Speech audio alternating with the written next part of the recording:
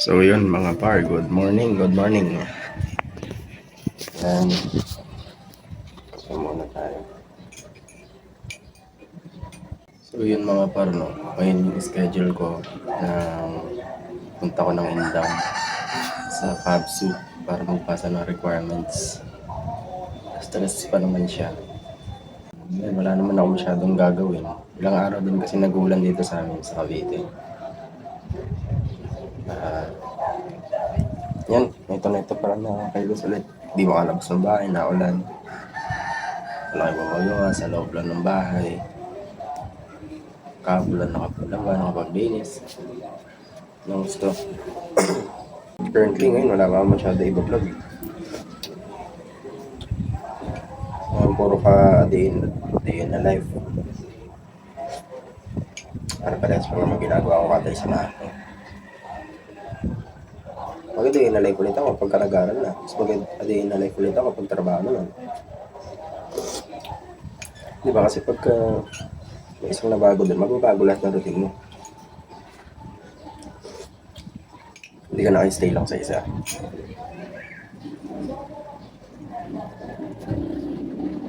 Init na nagkakape. Kung alam niya, Pilipinas nga naman. So yan mga par, date ko kayo ulit mamaya. No? So yun mga par, malis sila at meron silang lakad, mga asikasuhin pa sila. So update lang par, anong gawa ko ngayon? As usual, gawaing bahay pa rin. Hirap mag-decide eh. Hindi ka pa kagad makapag, hindi ka pwede kagad basta mag-aaral ka, magpe-prepare ka para sa entrance exam.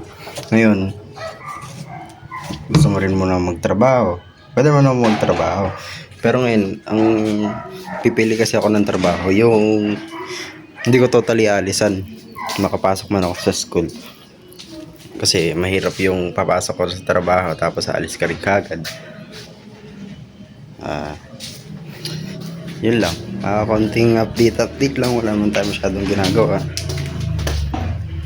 Yan, ilinis pa lang tayo ng bahay. Gusto nyo kita si King.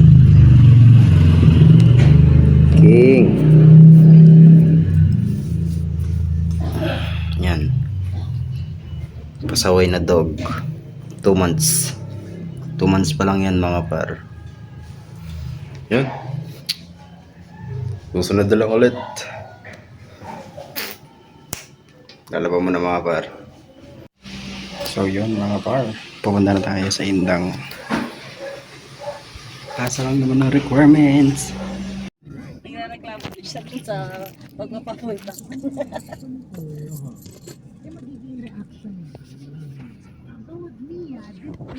Matakataw yung paso natin. Dami na namang Dre. Karen, damo. Hindi ko naman natabas yung di ba yung mga ugat niya karami.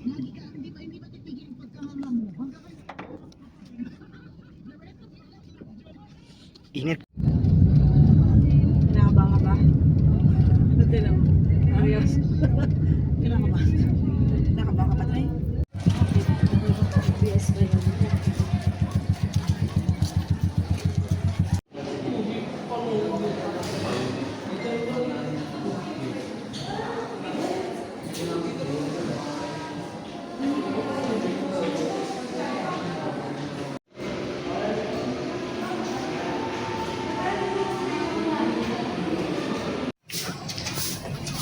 So yun mga par, dito na tayo sa bahay.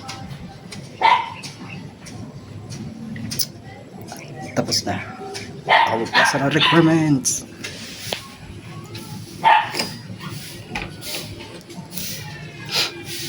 Ano na lang mga par, exam. Ang init.